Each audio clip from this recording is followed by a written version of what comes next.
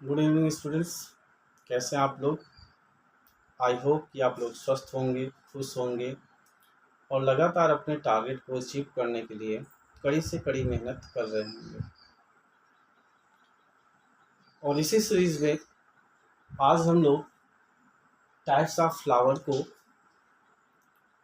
Start करेंगे, जो कि ये पिछले लेक्चर का ही पार्ट है द फ्लावर का, जिसमें हम लोगों ने ब्रैक्टिएट, ई ब्रैक्टिएट और ब्रैक्टिएट जैसी चीज़ों को क्लियरिफाई करके फिनिश किया हुआ था। तो उसी के जस्ट आगे ही हम लोग प्रोसीड करेंगे। और इस टाइप्स ऑफ फ्लावर में आपके एनसीईआरटी में 3 टाइप्स दिए गए हैं। फर्स्ट आपका है hypogynous, second perigynous, third epigynous. तो ये 3 टाइप्स ऑफ फ्लावर आपकी एनसीईआरटी में है। और ये जो 3 टाइप्स के फ्लावर हैं, इनको क्लासीफाई करने के लिए कोई ना कोई बेसिस ज़रूर होता है या कोई ना कोई आधार ज़रूर है, तो है, और वो भयानक इम्पोर्टेंट भी है।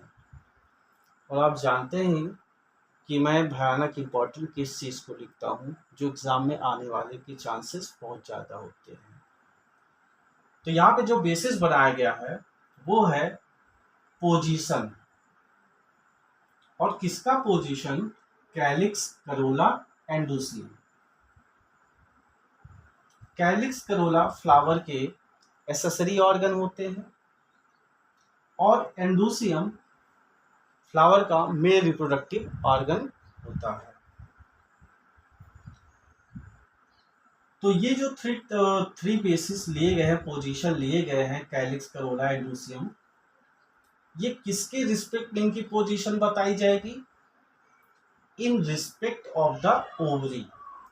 ओवरी के रिस्पेक्ट में इन तीनों लोग के पोजीशन को बताया जाएगा।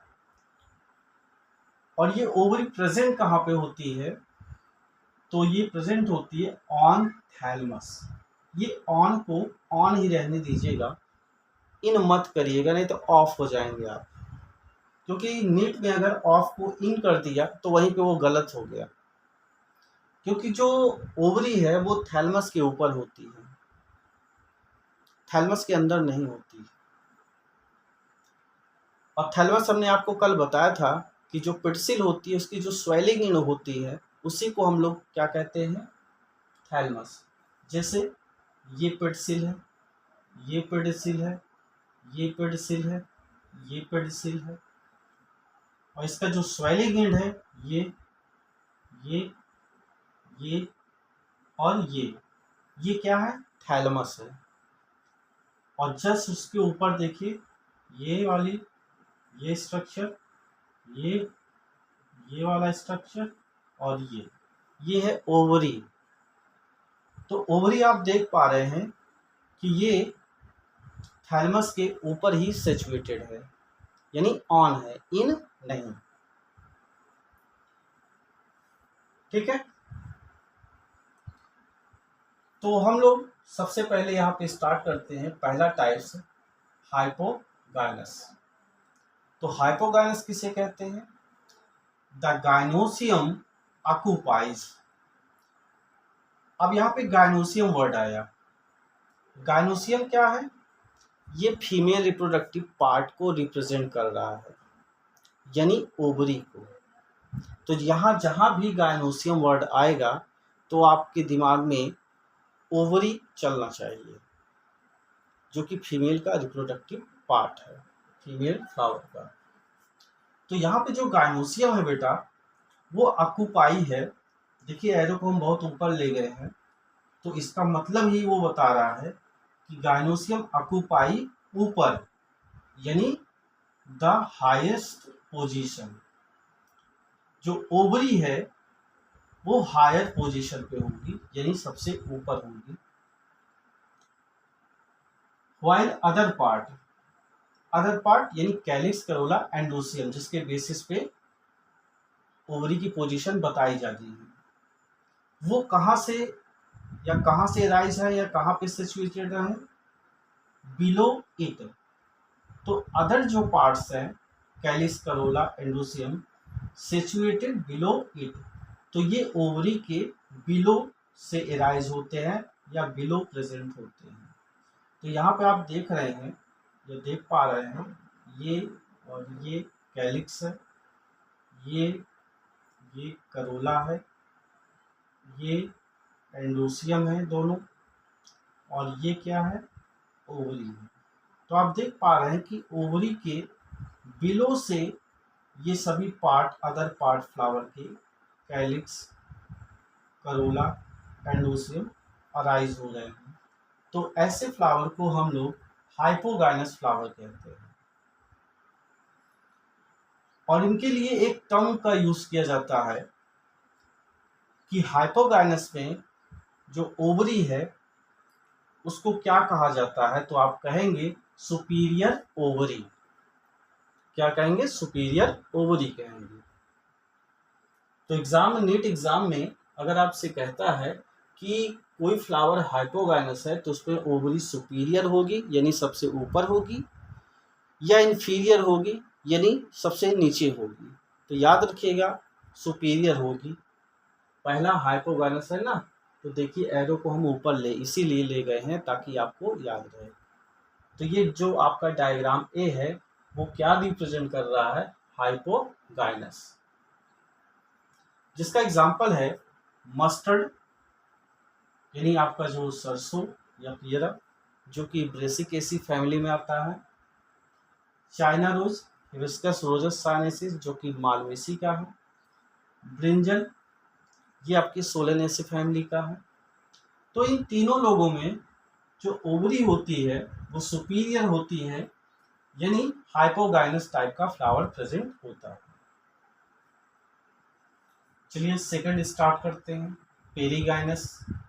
तो पेरीगाइनस क्या है, गाइनोसियम यानी फिर से गाइनोसियम आया तो मतलब क्या कह रहा है, ओवरी की बात कर रहा है। Gynoecium situated in the centre, on in the centre.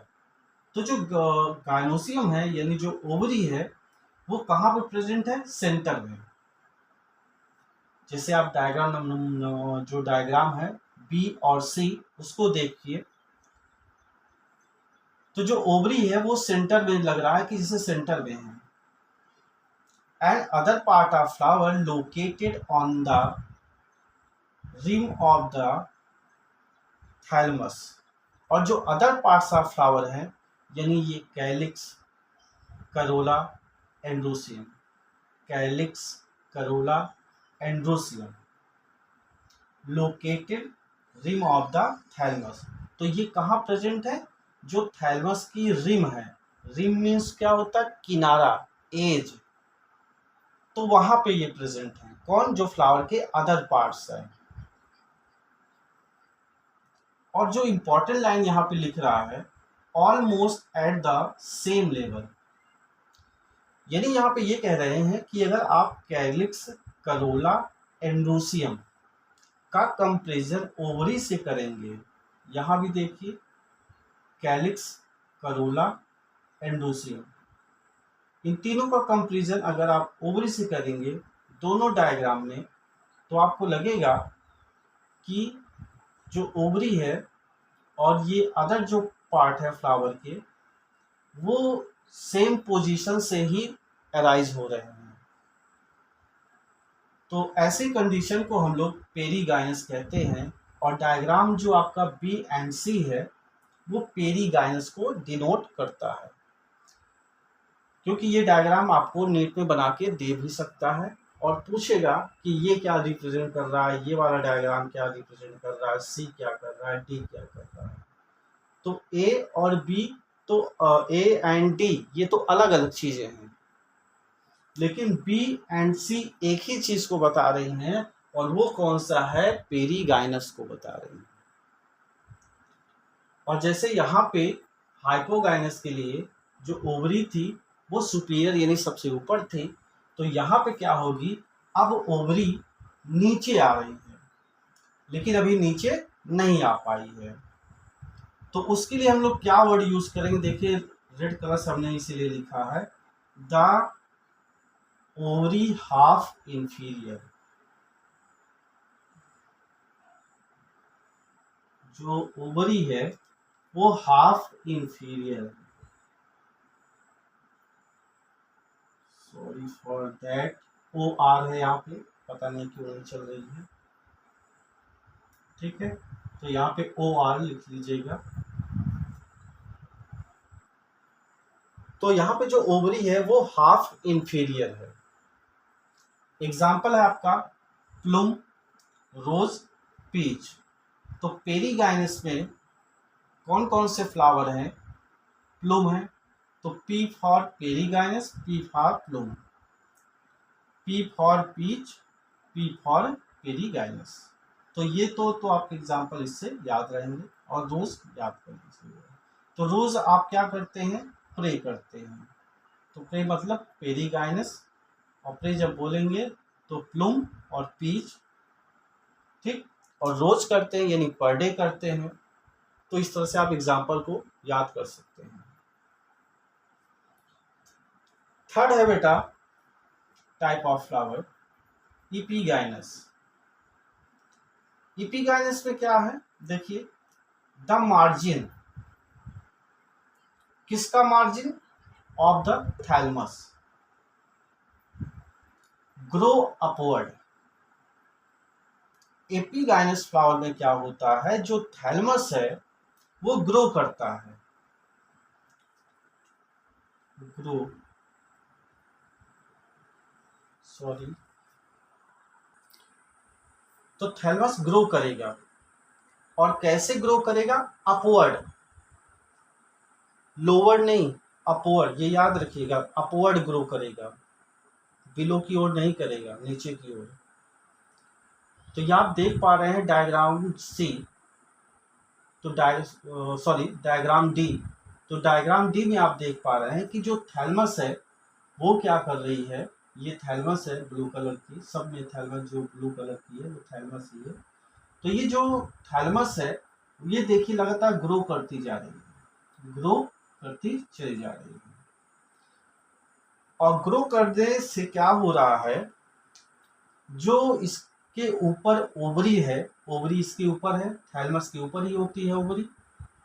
तो ऐसा फील होने लगता है कि जो ओवरी है वो इनक्लोज हो रही है, यानी एक प्रकार से वो पैक्ड हो रही है। यहाँ पे इनक्लोजिंग है, पता नहीं क्या हो गया, मार्कर नहीं चल पा रही है।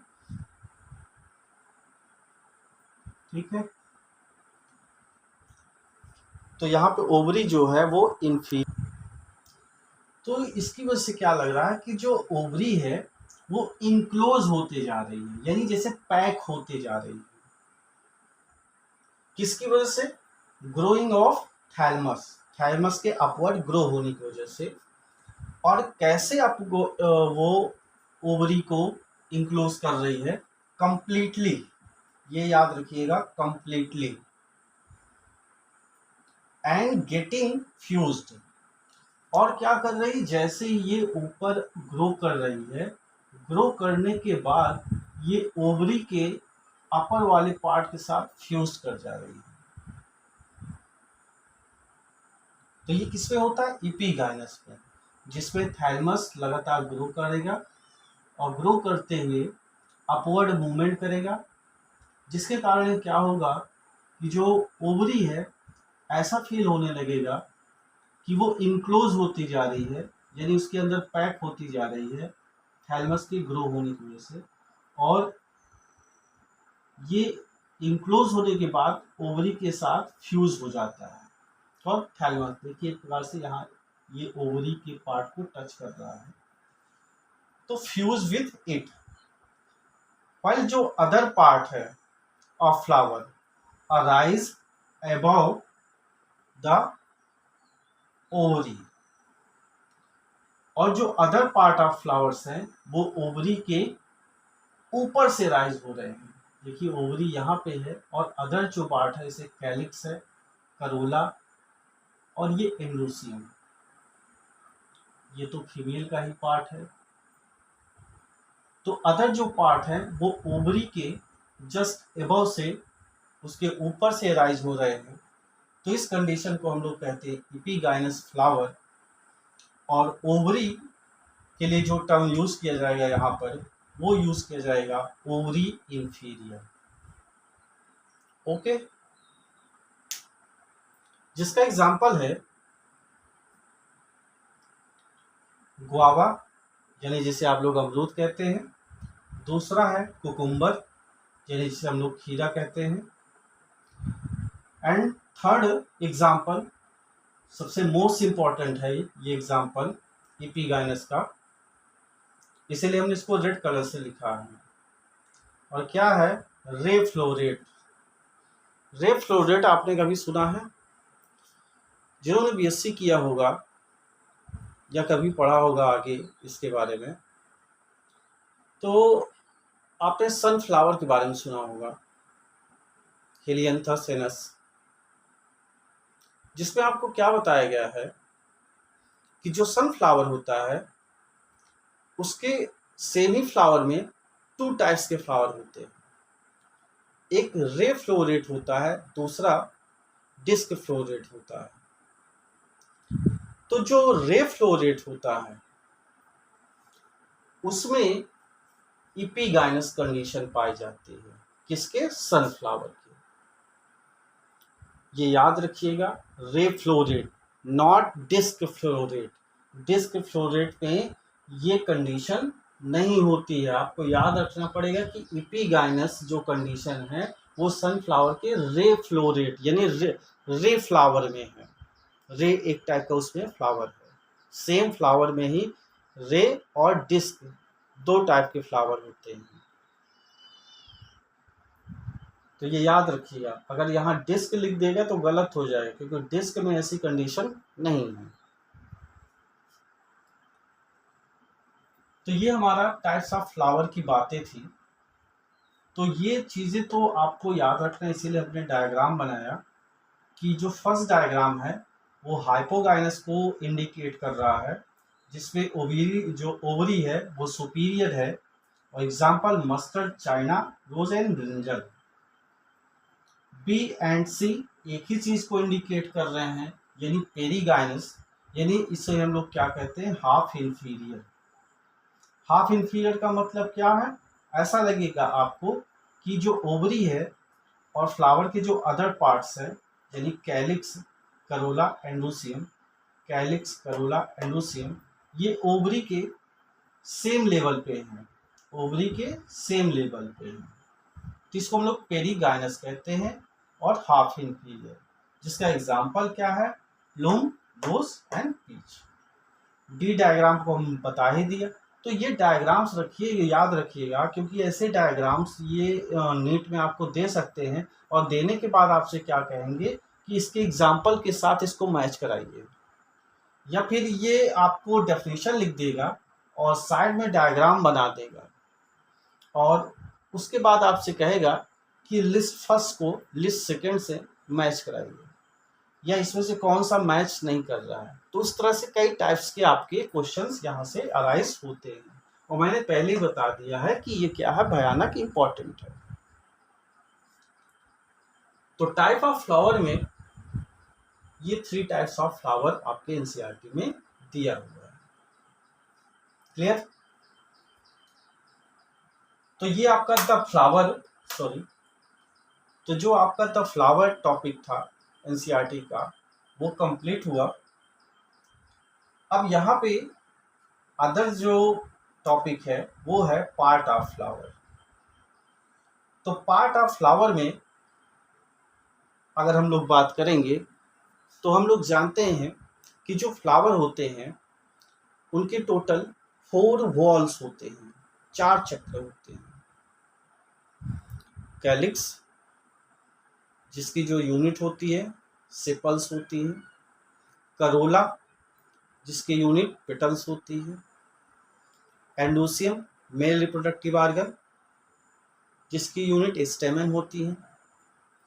एंड गायनोसियम, जो कि फीमेल रिप्रोडक्टिव है, जिसकी यूनिट कार्पेल या पिस्टिल कहा जाता है। तो ये हमने लास्ट लेक्चर में बताया हुआ था। तो यहाँ पे आज हम पार्ट ऑफ फ्लावर में केवल कैलिक्स और करोला की ही बात करेंगे। एंडोसियम और गायनोसियम की अगले लेक्चर में बात करेंगे। तो देखते हैं ये कैलिक्स के बारे में एनसीईआरटी आपको क्या बताती है। तो कैलिक्स क्या होती है? Outer most wall. तो जो कैलिक्स है वो फ्लावर के सबसे आउटर का पार्ट है, आउटर का चक्र है। समझ रहे हैं? ओके ओके, ठीक, चलिए आगे चलते हैं। और क्या है? मेंबर्स। इनके जो मेंबर्स हैं यानी यूनिट, वो क्या है? सेपल्स है। तो ये हमने आपको बताया था। जनरली ये क्या होते हैं, आपके एनसीईआरटी में लिखा है कि ये ग्रीन कलर के होते हैं। तो ये आपने टाइप्स ऑफ फ्लावर्स, आपने कैलिक्स में अगर आपने हिबिस्कस का फ्लावर देखा हो तो हिबिस्कस में नीचे की साइड आप देखेंगे तो ग्रीन कलर का पार्ट ऐसे लंबा हो करके वो क्या करता है? फ्लावर को सराउंड किए रहता है। तो वो क्या होता है? कैलिक्स होता है। और उसमें तो ये सपोज करिए, ये जैसे मान लीजिए ये है, तो ये सब मिला करके ये ये ये तो ये सब मिला करके तो कैलिक्स होता है। और एक की बात करें तो सेपल। क्लियर? आगे चलते हैं। आगे क्या कह रहे हैं कि जो कैलिक्स है वो लीफ लाइक स्ट्रक्चर है। बिल्कुल सही बात है। अगला इंपॉर्टेंट लाइन है, protect the flower in the bud stage. ये जो कैलिक्स होता है ये फ्लावर को बड स्टेज में प्रोटेक्ट करता है। अब बड स्टेज क्या है फ्लावर की? जब फ्लावर की फ्लावरिंग नहीं हुई रहती और वो कैलिक्स के अंदर ही रहता है और आपको बाहर से केवल कैलिक्स ही दिखाई देता है, तो उसे, उस कंडीशन को फ्लावर की बड स्टेज कहते हैं। तो जो बड है यानी जो फ्लावर है वो कैलिक्स के अभी अंदर है, अभी उसकी फ्लावरिंग नहीं हुई है। तो वो क्या कर रही है? प्रोटेक्ट कर रही है किसको? फ्लावर को, जब वो फ्लावर बच्चा था, बड स्टेज में था। क्लियर? आगे चलते हैं। अब ये जो कैलिक्स है बेटा, ये टू फॉर्म में अरेंज होते हैं या टू फॉर्म में आपको फ्लावर्स में देखने को मिलते हैं। अलग अलग टाइप के एंजियोस्पर्मिक प्लांट में अलग अलग टाइप से ये देखने को मिलते हैं। जैसे कहीं कहीं पे क्या होता है कि जो ये सेपल्स हैं यानी कैलिक्स में जितने भी सेपल्स हैं वो सभी के सभी यूनाइटेड हैं यानी ग्रुप में हैं, गैंग में हैं। आप जानते हैं गैंग वर्ड किसके लिए यूज किया जाता है? जब लोग ग्रुप में होते हैं, समूह में होते हैं और एक साथ रहते हैं, तो इसीलिए उसको हम लोग क्या बोलते हैं? ग्रुप। तो यहाँ पे सेपल जो है वो यूनिट में है, ग्रुप में है, गैंग के फॉर्म में। तो इसके लिए जो वर्ड यूज किया जा रहा है वो गैमोसेपाइलस। गैमो मीन्स क्या होता है? ग्रुप या समूह। और किसका? जो उसके आगे लिखा, क्या लिखा? सेपल्स। यानी यहाँ पर जो सेपल्स हैं कैलिक्स के अंदर वो सभी के सभी आपस में फ्यूज कर रहे हैं। कोई इधर कोई उधर, कोई इधर नहीं भाग रहा है, आपस में दोनों सब लोग गैंग यानी ग्रुप में समूह। तो इसके लिए गैमोसेपाइलस वर्ड को यूज किया जाता है। तो अगर आपसे कोई आपसे कहे कि व्हाट इज गैमोसेपाइलस, तो आप बताएंगे गैमोसेपाइलस मीन्स क्या होता है। कैलिक्स में जो सेपल्स होते हैं वो सभी के सभी यूनाइट होते हैं, ग्रुप में होते हैं। ठीक है, आगे चलते हैं। दूसरा टर्म है इसी में पॉलीसेपाइलस। ये इसका जस्ट अपोजिट है। तो यहाँ गैंग में है ना, तो यहाँ गैंग में नहीं रहेंगे, यहाँ क्या रहेंगे? छोटे छोटे टुकड़ों में रहेंगे यानी सेपरेट फॉर्म में रहेंगे, सेपरेट सेपरेट। क्लियर है? यानी मान लीजिए कि ये कोई फ्लावर है, मान लीजिए यही कोई फ्लावर है, चलिए छोड़ जाने दीजिए, यहाँ भी नहीं बना पाएंगे क्योंकि तो जगह नहीं है, आप समझ लीजिएगा, समझ रहे होंगे आप। तो जब सेपल्स फ्यूज नहीं होंगे, आपस में ग्रुप में नहीं होंगे, तो उसके लिए हम लोग क्या कहते हैं, पॉलीसेपेलस। तो गैमो याद रखेंगे, पॉली जस्ट उसका अपोजिट, यहाँ ग्रुप में है, गैंग के फॉर्म में है, तो पॉली में क्या होगा, ज़्यादा है लेकिन अलग अलग के फॉर्म में है, अलग अलग लगे हुए हैं, लेकिन हाँ कैलिक्स वो बना रहे हैं। सेकेंड है करोला। करोला को क्या कह रहे हैं एनसीईआरटी, कंपोज्ड ऑफ पेटल। ये किस चीज से बने होते हैं, पेटल से बने होते हैं। तो इस पर कौन सी नई बात है, ये तो हमेशा से पढ़ते आ रहे हैं 9, 10, 11, 12 में, कि जब ग्रुप पेटल्स के ग्रुप आपस में मिलते हैं तो वो करोला बनाते हैं, और सेपल्स जब आपस में मिलते हैं, चाहे वो फ्यूज फॉर्म में हो चाहे अलग अलग फॉर्म में हो, तो वो कैलिक्स ही बनाएंगे, तो कोई नई बात नहीं है। तो आगे देखिए क्या कह रहे हैं, ब्राइटली कलर्ड। ये जो करोला होता है ये ब्राइटली क्या होता है, कलर्ड होता है। फ्लावर का जो कलर्ड पार्ट होता है वही कैलिक्स होता है, सॉरी वो करोला होता है। और ये एक ईश्वर की चाल है, इस नेचर को, इस प्रकृति को खूबसूरत बनाने के लिए उन्होंने कई कलर के फ्लावर्स बनाए, येलो कलर का, पिंक कलर का, ग्रीन कलर का, वाइट कलर का, ब्लू कलर का, ऐसा कोई कलर नहीं है जिसमें फ्लावर नहीं दिखते, हर टाइप में फ्लावर कलर्स के आपको दिखते हैं। तो ये नेचर की खूबसूरती।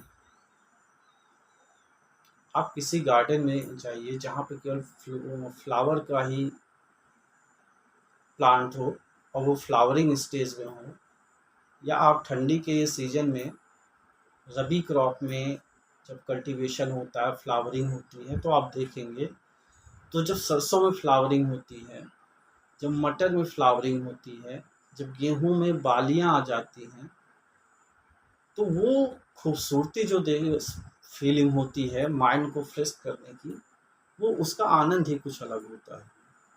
तो ये चीज़ गांव में देखने को मिलता है, हर जगह नहीं देखने को मिलता है, ये सुख सबको नहीं मिलता है।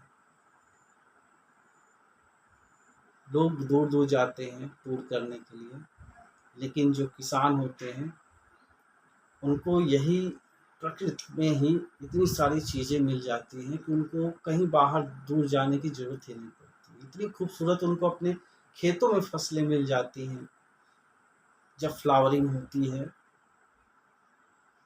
ठीक है, आगे चलते हैं।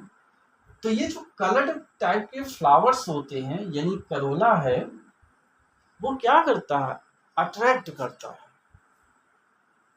आकर्षित करता है।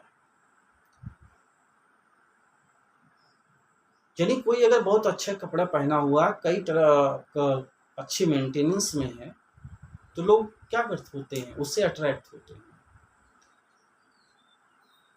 और यहाँ ह्यूमन को अकेले मत लीजिएगा कि बहुत अच्छा कपड़ा वपड़ा पहन लें हम लोग और तो लोग हमको अट्रैक्ट होने लगेंगे हमसे। तो कपड़े से कोई अट्रैक्ट नहीं होगा, वो आपके नेचर, वो आपकी क्वालिटी, इन सब पे अट्रैक्ट होते हैं। चेहरे और कपड़ों से किसी का अट्रैक्शन नहीं होता है, वो उसके गुणों से होता है, उसकी क्वालिटियों से है। पानी के अंदर, बॉटल के अंदर जो पानी भरा होता है, तभी तक बॉटल की कीमत रहती है। जैसे ही बॉटल से पानी निकल जाता है, बॉटल की कीमत खत्म हो जाती है। तो आदमी के अंदर जब तक पानी रहेगा, पानी का मतलब उसके अंदर गुण, क्वालिटी, ये सब चीज़ें उसके अंदर भरी रहेंगी, उसको सब पूछेंगे। और जैसे ये सब सारी चीज़ें ख़त्म होंगी या उसके अंदर है ही नहीं है, उसको कोई नहीं पूछेगा। तो नीड तो बहुत दूर की बात है।